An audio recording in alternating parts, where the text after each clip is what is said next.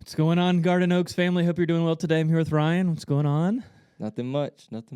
Just ready to dig in. All right, yeah, we are going to be talking about music today. So I think the most pressing question we have is, what do you think of the new Taylor Swift drop?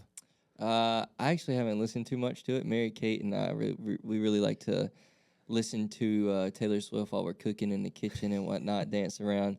Not ironically, but I believe Taylor Swift is the most prolific songwriter since Paul McCartney and John Lennon. I don't know exactly what the word She's a prolific beast. means. I think it means a lot or good or something. She's But definitely great. she's great. She's great. Anyways, Have you as we watched talk the about Eras music, tour thing on Netflix? so we've watched like a quarter of it with Graceland, our daughter. I mean, it's like 3 hours long, so haven't gotten through. Yeah, Mary the whole Kate's the thing. only reason why we've even watched it a little bit. It's definitely not for me. Anyways, all right. Well, we are here to talk about music, not necessarily all Taylor Swift. That's fine, but we're here to talk about music in church. So Ryan, you're one of the pastors here at Garden Oaks. So as a pastor, your job, your calling, biblically, is to help lead and feed spiritually and guide the people who make up Garden Oaks Baptist Church. But for you as a pastor, one of the primary tools that you use to kind of shepherd and lead the people is music. And so I want to talk about that today a little bit, kind of music in church. What's the purpose behind music in church? But first of all, man, I'd love to kind of just have our people hear, hey, like what drew you to using music as a tool in ministry? Like what kind of led you to being a pastor who really plays music a lot of the time? How did all that come to be? Yeah, so I think it really started like from the beginning of my life. I think my entire family is pretty musical. The church I grew up in, it was an important part of what we did there, and so my dad at one point was leading the music there. He still plays bass. My mom sings, and then my grandma, she played piano there for so long, and so I think it was just like at one point at that church, it was like 4 of the 6 people that were doing the music there were a part of like my family, and so I think that's a huge reason of why like that was kind of why like music was important or like introduced to me. And then my like family has a history of being in like marching band and stuff like that, and so in middle school was kind of forced into that. But man, I quickly fell in love with that world and like marching band. Played trumpet for years, all throughout middle and high school. Picked up the guitar at some point and started playing with the youth band, and so those were going on simultaneously. And music was never something that I thought I was going to do for like forever, or it's just kind of like something that I was doing on the side. As I finished up high school, kind of decided to make the choice to really pursue music as a career. Went to school at South Carolina for music education, and then Go Gamecocks. Yeah, go Gamecocks. National championship, man. That's right. National champions. Shout out Don Staley. There we go. If you're watching. But yeah, so went to USC for the U of SC, University of South Carolina, for music education with like band in mind there. And then deep down knew that church music is kind of where I found the most enjoyment and found like the most, that was kind of like my passion, right, was church music. But didn't really see that as a career, more of like a thing that I knew that I always wanted to be a part of. So that's kind of the background of like what got me started in music. After going to music school, got involved in a lot of stuff there and eventually connected with you, and then that's how I ended up here. So really music has been just, and specifically music in church has been such a vital part of like my entire life growing up with my family and whatnot. So for someone like you who you said like you grew up in church and your family all did music in the church. So I assume for you, like, and for me too, is the same thing. Like just going to church and especially like kind of Sunday morning service, like half of the service being music, that was a very normal, natural thing. Like that's just Super how we grew natural. up. Like you didn't ask questions. That was just what you expected. It was part of the church service that about half of it was going to be music. But I think sometimes people like you and I who grew up in that environment may take for granted is that for somebody who's never been in church before, if they just walk in, like that may be a little bit of a strange thing that we spend so much time in our gathered corporate worship services playing music and singing songs. I remember here at Garden Oaks, back maybe a year or so ago, there was a guy who came for the first time, not only the first time here at Garden Oaks, but it was this guy's first time ever stepping foot into a church. And so I think Jason Renfro was out in the lobby. He kind of greeted him and welcomed, kind of walked him in to the sanctuary, and Jason was showing him around, and this was before the service started. And the guy looked at Jason. He's like, "Why is there a guitar on stage?" And he's like, "Oh, that's the band. They're going to come up. We're going to sing some songs." And the guy was so confused. He's like, "What do you mean? They're like, there's a band here. We're going to sing. Like, what is going on here?" So I think if you didn't grow up in church, the fact again that so much of our focus in a gathered worship service is music and singing together, like that's kind of weird. That's strange. So I would love to hear, hey, how did all that start? What's the background of that? Why do we do that? Is there a theological reason behind it? Is it just kind of like karaoke time and it's supposed to make us feel good and kind of get us excited for the sermon, or is there more to it than that? Like, what's the reason behind all of this singing we do in church? First off, I think from almost the very beginning of the Bible, there was singing, right? So if you look in Exodus, right when the Israelites crossed the sea and they've just got out of that, Egypt's not chasing them anymore because they're in the sea still. One of the first things they do is Miriam and Moses there, they lead all the Israelites in a song, and they express their thankfulness to God and express how glorious and powerful he is there. And so from the beginning of the Bible, singing has been a part of worship to God, and been an expression through which we do that. And then obviously you continue out and there's songs throughout the Bible. There's a whole book of Psalms, right? And that's just poetry and songs written there and by various authors. And even in the New Testament, there's stuff about singing. But even before we really dig into all that, so it's clear that throughout the Bible they were singing. In the early church they were singing. You can look back at a couple of early church leaders there, and they talk about singing and how they did it when they gathered. Paul talks about it in his letters. Jesus did it with the disciples. You can find right after the Lord's Supper in Matthew, it says they sang a hymn, and then they went out to the Mount of Olives. And so it's an important part throughout the Bible in the early church. And I think it's cool that in music school, going to music school, and even in high school music classes, you get into it a little bit, is that a lot of the foundations for our Western music, for our Taylor Swifts, is founded in the church music, right? And so I think a lot of it comes, in other parts of the world, there's different origins for music, but in the Western, what we would consider Western classical music, a lot of that comes from the church world. You can even think of some of your most famous composers, Bach was a church music guy. He was writing music at a church. That's not a great way to. He's probably got some much better title than that. I'm sure that they had a much better job description. But okay, so if I'm tracking with you, that's a compelling case that we see all throughout the Bible, and you say all the way back even to Exodus of the people of God singing together in response to God. So there's this history of it. It's seen in the early church. The reformers in the Western world kind of brought that history back. So I get that there's a history of the church singing together, but for somebody like me who's maybe a little wants to push back against tradition and do my own thing, tradition, okay, that's good, but that didn't feel like a great reason of why we spend half of our services when we gather on Sunday singing. So are there any other biblical reasons of what's happening when we sing, or why we're actually spending so much time doing this thing? Yeah, I think it's important to ask those kind of questions, and it reminds us why we do it, right? And I think it's important for us to know why we do it.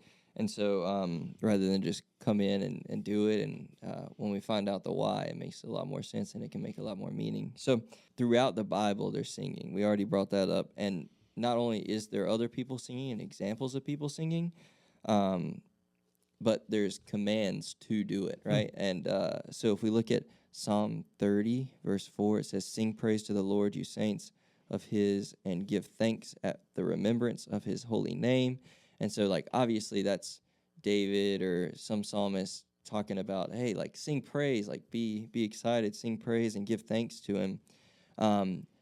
And so if that's not compelling enough, then you can look at Colossians, where Paul is talking to the church, right? And he says, "Let the word of Christ dwell in you richly in all wisdom, teaching and admonishing one another in psalms and hymns and spiritual songs. And that's Colossians 3:16. And so Paul is telling us that it's important to sing to one another.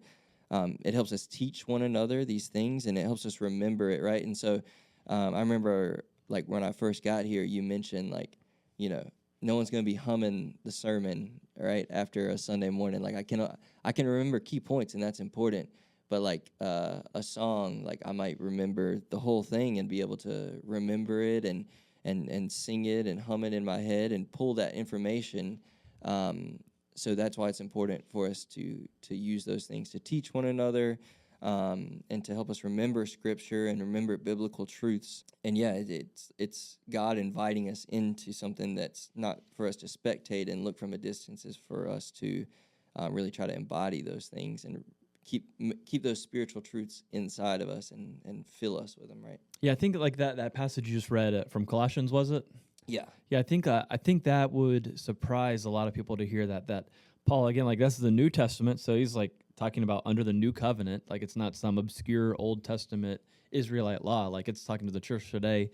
He gives this command, like it's not a suggestion even, like it's not like, hey, this would be nice. He commands the church to sing psalms, hymns, and spiritual songs together. So I think like that would surprise a lot of people. I think that we are in the New Testament commanded to sing together. Like that means that it must be a big deal. Like there's something beyond just our emotions that's happening when we do that. You brought up emotions there, and like I know that a command is not always the most like convincing thing. Like, yeah, like I'll do something because I know that it's right. I've been told to do it. Like I can trust like what Paul is saying there. But you brought up emotions, and I think that when we sing, it allows for us to shape our emotions rather than our emotions shaping us. I think that's one of the important things about worship, right? Like, and worship in general, but specifically singing. When we sing, again, it reminds us of those biblical truths, and it helps us kind of shape how we feel, right? So when you talk about singing and worship to God can kind of help form our emotions instead of our emotions, forming us and who we are. And I think that's so true. I remember back when my brother passed away, I remember going to church the Sunday after that, and Chad Seabury, who shout out Chad, what's up, man? One of the greatest people on the earth. He was leading worship that Sunday, and I remember sitting there, I'm like in the middle of grief and still like in shock. And I remember very clearly we were singing Cornerstone, which we do here, at Garden Oaks, quite regularly. And man, I couldn't even sing, but just hearing like the church sing around me lifted my soul. And then when we got to that verse that says, "When darkness seems to hide his face, I rest on his unchanging grace," like the emotions I brought into that were not the emotions of wanting to rest on God's grace. It was actually like anger towards God. Those were my emotions if I were being formed by him. But hearing the people of God sing that song around me started to do something where it changed my emotions. It actually changed how I felt. Like the truth of that lyric reminded me, okay, like, yeah, here's how I feel, but like the truth, the reality is I can actually rest on God's grace even through this. So yeah, I think that's a great point.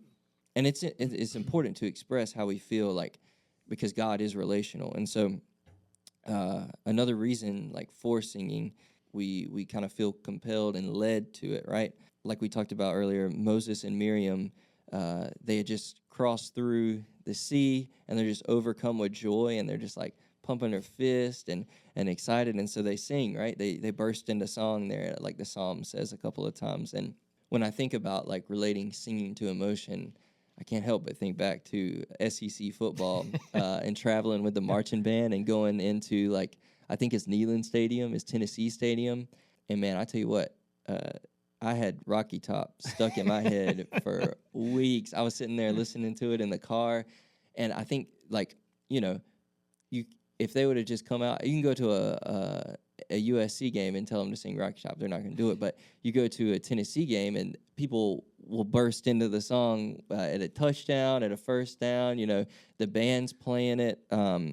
It's cool to see that, like, at sporting events especially, like, we get so excited that we can cheer and shout and even sing to our team, right? I think it's just important to remember that's singing is one way we can express that. And before we move on, just like it's not only joy that singing expresses, it can, like, throughout the Bible, there's examples of songs where like it's not always like, oh yeah, things are going great. A lot of the Psalms are like lamentations, is like, things aren't going great, and you're like kind of begging God and praying to Him, and so it can be an expression.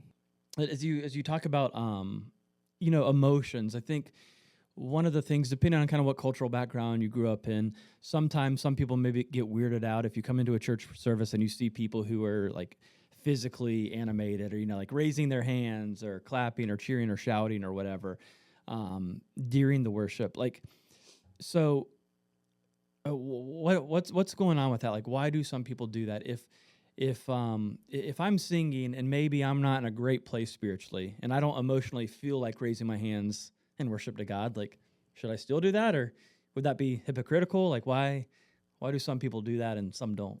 I think you touched on it there a little bit. It's like, some people are there, and so they're like, whether the song says it or something like that, they feel like that's what they should do. And I think part of that comes to, it's like how it's putting our whole being, our whole body, mind, everything in alignment with what we're singing. And so, it can help. First of all, it is an expression, right? Like Mary Kate told me one time that I think they talk about this at her church, and I think I heard someone else say it, but like when we like lift our hands, it's kind of like, it can be like how a baby or like a child kind of reaches out to their parent, right? And so that's one expression of it, and like really like anybody in love, like reaching out, like, if you see a kid going up to their granny, it's like, the granny's like doing the little like, oh, come here, that kind of thing. And so that, I think that's like one way to look at that. Like people in those dark moments can reach out and ask for help in God, and it aligns everything, right? And so sometimes doing that helps align my entire being with what I'm asking or trying to receive or anything like that. Or if I'm singing that, hey, like, basically a song about everything is yours, Christ, I give it all away, right? Like it, like I put my hands open like this, it kind of helps me, align my entire being with that, what I'm saying. I think, again, it can be one of those things where if I saying that I'm bowing down to the King and I actually bow down, it puts everything and can change. Changing my physical posture will change, like mentally, and what I'm thinking and what I'm feeling as well. So it's kind of utilizing our physical posture to kind of almost train, if you will, like our minds and our hearts to. Yeah. I think it's a way to practice the things that we say all the time, like a way to physically put into practice the things that we sing, the things that we read from the Bible, and things like that. So last question, like, what would you say to the person who, I think churches are filled with lots of people who are just not into music, not just not into like worship music or church music, but they're just not into music in general. So like the person who, when they're on their morning commute, like they're not rocking out to Taylor Swift, like they're listening to a podcast, and who they come on Sunday, they're just here for the sermon. So like, maybe they show up a few minutes late, just hang out in the lobby, sipping some coffee, skipping through the music. Like that doesn't really do anything for them. Any encouragement or anything you would kind of say to somebody like that? Yeah, I think the first thing is that, first of all, there's like, I'm not saying this in a judgmental way or anything like that. I totally get it. The reason, like, again, we're asking you, we're inviting you into something. It's important to, again, connect kind of what's going on up here, our head to our heart. It makes it real. My assumption would be if I'm just coming for the sermon, it's more of a knowledge thing, right? I'm just trying to. It's like I loved going to school. I loved like listening to lectures, but it really helped things to become real when you get to do them, right? Hands-on kind of things. And so I can, again, sit here and read my Bible, and maybe I can even read the Psalms, but practicing that, and especially practicing that in community with other people, is super important. We're not called to be like alone our entire lives, right? It's a community thing that we've been invited into. I'll read Ephesians 5 again. Instead, be filled with the Spirit, speaking to one another with psalms, hymns, and songs from the Spirit, sing and make music from your heart to the Lord. Always give thanks to God the Father for everything in the name of our Lord Jesus Christ. And so if you're missing the singing part, then you're missing the participation part that we're involved in as a community, which is just such a beautiful thing, because I'm standing beside someone who had an entirely different week, has had an entirely different experience growing up or anything, and like we're totally different folks, don't have any of the same background or anything, but when we sing the same words about the same God that we worship, we're united in that. And so it's just like kind of like when you go to the Volunteer Stadium and sing Rocky Top. There's a uniting factor there, but this one, the thing that we're uniting around, unlike Tennessee football, which will let you down, God is not going to let us down. And so it's us singing and putting our hope in and declaring. Psalm 96, David says, declare his glory among the nations, his marvelous deeds among all peoples. It's our expression of joy about what he's done, and it's us declaring that as one, and it unifies us, and singing connects us, it unites us, and everything. And you're invited into something that's just beautiful, like something that will connect us. And yeah, I think that's awesome. Yeah, talking about just that picture of being in the room with all these people of different backgrounds, different experiences throughout the week, but in that singing the same words together in unison, we're united around the person of Jesus. Even though everything that could separate us, everything that makes us different, we're united around that thing during that time. That's awesome. So, yeah, hey, church family, this Sunday, 10:45, be here early, be ready to sing. Or as Ryan said, we don't just do it because it's not just some random thing. It's not karaoke. The Bible commands us to sing together. Ryan, as you said, we're compelled to sing because of how Christ has saved us. That should flow out of us in joy and song, and it connects us to one another when we sing. So, hey, guys, show up Sunday. Be ready to sing. Sing loud. We love you. We'll see you Sunday.